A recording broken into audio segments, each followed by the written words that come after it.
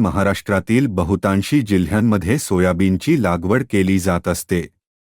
काळे सोयाबीनमध्ये औषधी गुणधर्म आढळत असल्याने मानवी आरोग्यासाठी याचे सेवन फायदेशीर.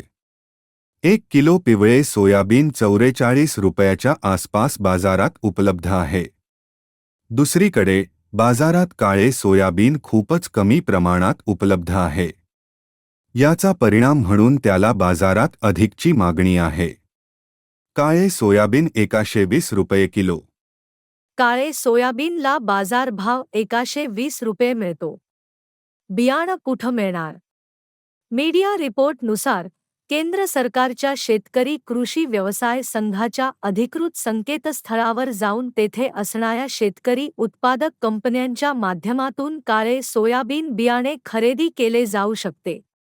अशाच नवीन व्हिडिओसाठी लाईक शेअर करा.